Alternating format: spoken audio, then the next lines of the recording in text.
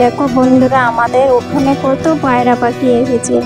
আমি যেই খাবার দিয়েছি আর পায়রা পাখিগুলো সব দেখছে প্রাচীরের উপর বসেছিল, সব চলে এসেছে খাবার খেতে।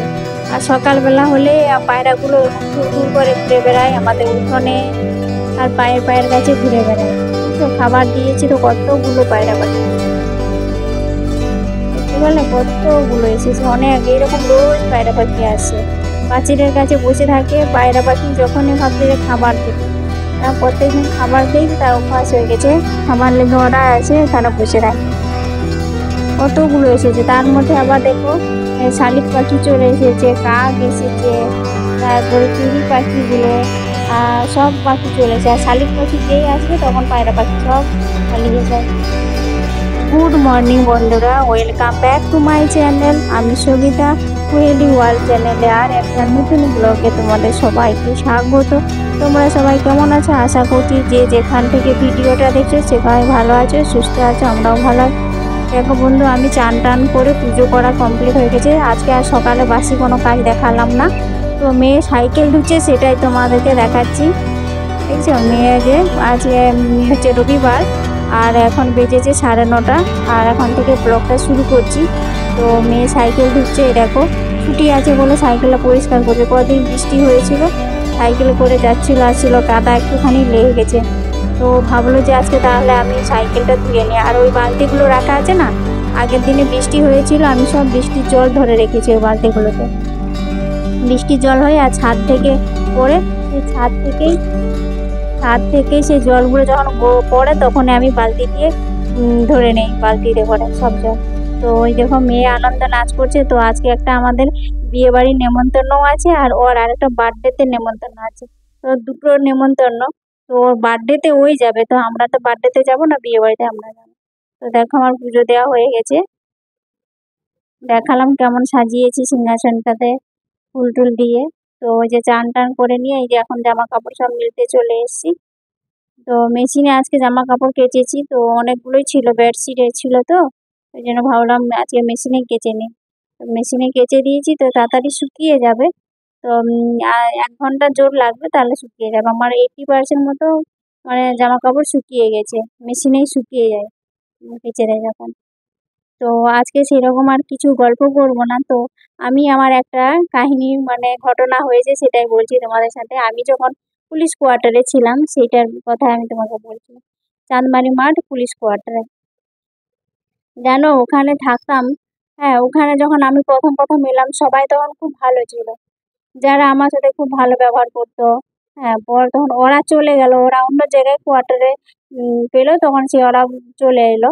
তো আমরা যে কোয়ার্টারে ছিলাম সেই কোয়ার্টারগুলো রুমগুলো এত ছোট, এত ছোট কি বলবো।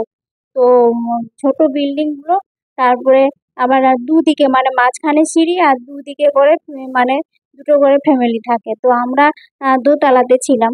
তো আমার পাশে যে একটা মানে মহিলা এসেছে, এত ডেঞ্জারাস কি বলবো, সাংঘাতিক ডেঞ্জারাস। জানো ওদের জন্যই আমি কোয়ার্টার, হ্যাঁ এত মানে ছোট লোকের মতো।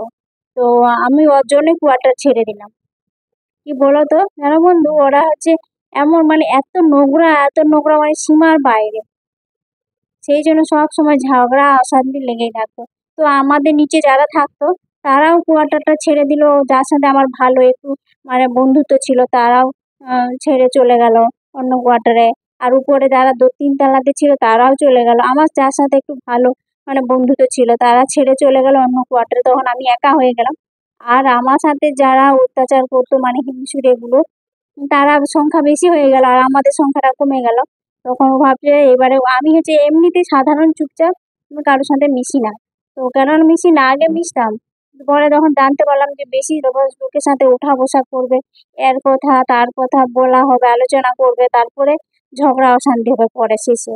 তুমি যখন থাকবে তোমার সাথে মিষ্টি মিষ্টি কথা বলবে, আর তুমি যে চলে আসবে তোমার নামে পরে নিন্দে করবে। জানো তো এই মানুষ, এই জন্য একা থাকাটাই সব থেকে ভালো। সেই থেকে আমি একা থাকতেই ভালোবাসি। তো এইদিকে দেখো আমার রান্না বসিয়ে দিয়েছি, আর সকালে ব্রেকফাস্টে এগ চাউমিন বানিয়েছিলাম। আর এদিকে বেগুন ভাজা এইসব করে নিচ্ছি। বিয়ে বাড়ি আছে তো সেই জন্য সিম্পল রান্না করবো, তো বেশি ঝাল মশলা কিছু দেবো না। তারপরে কি হয়েছে জানো তো, এবারে সেই মানে সিঁড়ি যে ওঠা নামা করতো, আমি আমার মা মানে কাজের মেয়ে ছিল তাকে দিয়ে পরিষ্কার করাবো, কিন্তু ওরা কোনোদিন পরিষ্কার করবে না। ওরা ঘর থেকে সব নোংরা বের করে সিঁড়ির নিচে রেখে দেবে, নিজেরা যা আশা করবো আমি পরিষ্কার করবো, সে যদি নোংরা করে তুমি কিছু বলবে না বলো তো? এরকম বলতাম তখনই ঝগড়া লাগতো। হ্যাঁ, এরকম ছিল। তারপরে যখন ওই নিচে মানে আমরা দোতলায় থাকতাম আর নিচে জামা কাপড় সব মিলতে আসতে হতো, নিচে জামা কাপড় মেলা হতো। এবার বর্ষার সময় ঘাস বেরোতে প্রচুর, এবার ঘাস টাস হয়ে যেত, তখন আমি মানে আমার হাজবেন্ডকে বলে সুইপার দিয়ে ঘাস টাস পরিষ্কার করে দিতাম। হ্যাঁ, বলতাম পয়সা দিতেও পরিষ্কার করে দাও সুইপারটা, তো পরিষ্কার করতো। তখন ওরা অতদিন জামা কাপড় মিলবে না, যেই আমরা পরিষ্কার করে দিয়েছি তখন দেখবে ওরা জামা কাপড় মিলতে চলে আসবে। তো আমাদের তারে মিলে না, কিন্তু ওদের তারে মিলে। তো মিললে তো কি, আমরা পরিষ্কার করে দিয়েছি, তোমরা এসে মিলবে তো কিছু বলবো না? হ্যাঁ, যদি কিছু বলে বা ঝগড়া করতে লাগবো, কেন তোমাকে পরিষ্কার করতে বলেছিল? আমি বলি অতদিন জঙ্গল হয়ে পড়েছিল তখন তোমরা মিলতে আসোনি, যেই পরিষ্কার করছি তখন জামা কাপড় মিলতে লেগে গেছে। তোমাদের এগুলো কোনো বিবেক বুদ্ধি নেই নাকি? হ্যাঁ, এই কথা বললেই তখন দেখবে গায়ে পড়ে ঝগড়া করতে আসবে। মানে তুমি আমি এবার বলতে চাই যে আমাকে ওরা সবসময় চুপ করে রাখবে, কিছু বলা যাবে না। না, না, এত মানে হিংসুটে ছিল বজ্জাত এই কোয়ার্টারটায়, এই জন্য ছেড়ে পালিয়ে আসতে বাধ্য হলাম। অনেকে ভাবে যে অনেকে আমার যার সাথে ভালো একটু বন্ধুত্ব আছে তারা ভাবে তোমরা কেন কোয়ার্টার ছেড়ে দিচ্ছ। আমি শুধু বললাম, তখন তো আর বলি না মুখের সামনে। তো আমি বললাম যে কোয়ার্টার ছোটোর জন্য ছেড়ে দিলাম, কিন্তু তার আসল কারণটা হলো ওদের অত্যাচারে আমাকে কোয়ার্টার ছাড়তে হলো। আমাদের নিচে যে আমি দোতলায় ছিলাম, নিচে যে ছিল তারাও, তার পাশে যে একটা মহিলা ছিল ভদ্র মহিলা, সেও অত্যাচার করতো ওদের সাথে, তারাও ওই জন্য কোয়ার্টার ছেড়ে অন্য কোয়ার্টারে চলে গেল। হ্যাঁ, আমাদের কোয়ার্টার গুলো এত মানে কি অভদ্র, এখন কেমন আছে তা জানি না। তো এখন হয়তো ভালো থাকবে, ভালো থাকলেই ভালো। আম হ্যাঁ, তো আমরা এখন বাইরে চলে এসেছি। এখন খুব ভালো, মনটাও ফ্রি থাকে। কোনো ঝামেলা নাই, কোনো অশান্তি নেই। এখন নিজের মতেই সবকিছু করছি, ভালো লাগছে।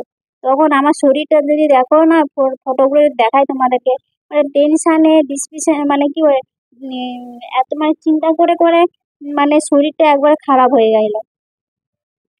তো এখন মোটামুটি বাইরে চলে এসেছি, এখন আমার শরীরটাও ঠিকঠাক আছে, মনটাও ফ্রেশ থাকে, ভালো লাগে।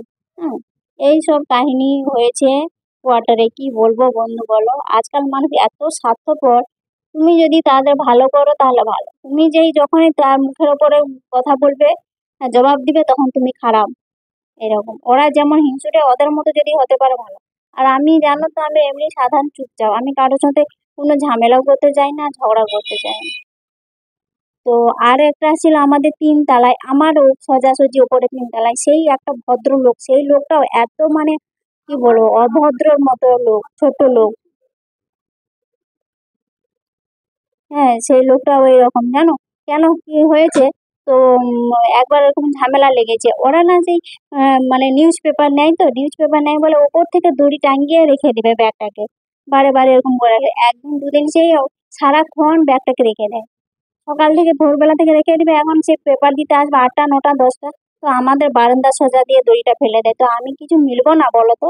জামা কাপড় মেলতে পারি, কিছু রাখতে পারি। হ্যাঁ, এরকম ওরা খুলে না তো, সেই মানে ফেলে রাখবে ব্যাগ, খবরের কাগজ দিয়ে চলে যায়, তাও পড়ে থাকে ব্যাগ। একরকম একদিন হয়েছে কি জানো, তো আমি একটা এই ঝাড়ুটাকে ধুয়ে মিলেছিলাম। তো ওরা না সে উপর থেকে ওদের ব্যালকনি থেকে ব্যাগটাকে ফেলেছে জোরে, ধড়াম করে ফেলেছে, আমার ঝাড়ুটা নিচে পড়ে গেছে। আবার ওখানে নিচে না জঙ্গল হয়ে আছে, কি করে আনবো বলো তো? তাহলে তোমার রাগ উঠবে না? তোমার জিনিস কেউ যদি ফেলে দেয়, তো ও দেখে না কিছু না, উপর থেকে খালি দড়ি ফেলে দিল। তো আমি কি করেছি তখন, ওই খবরের কাগজ নিয়েছি, তখন আমারও রাগ উঠেছে। তখন আমি কি করবো, এক গ্লাস জল আমি কিন্তু পেপারের উপরে ঢেলে দিয়েছি, আমার দেখি কেমন লাগে। আমার জিনিসটা ফেলছো তো আমার গায়ে লাগবে না? আর তোমার জিনিসটা ফেললে তোমার গায়ে লাগে কিনা দেখো তো কেমন লাগে। তারপরে কি করেছে ওরা সেদিনটায় জানো, ওই যে আমি এক গ্লাস জল ঢেলেছিলাম, সারাদিন উপরে জল ঢেলেছে ওই ভদ্রলোকটা, কিন্তু ওই পুলিশের চাকরি করে, এত হারামি লোকটা। হ্যাঁ, সারাদিন জল ঢেলেছে, বলে ওকে বারান্দায় জামা কাপড় মেলতে দেবো না, এতই। হ্যাঁ, তুমি আমার জিনিসটা ফেলেছো তো তো আমার গায়ে লাগছে না, তোমার জিনিসটা ফেলেছি, জল ফেলেছি বলে তোমার গায়ে লেগে গেল। এরকম, কি বলবো বন্ধুরা। সবাই ভালো থাকো, সুস্থ থাকো, ভিডিওটা এখানে শেষ করছি, ততক্ষণ সবাইকে গুড নাইট।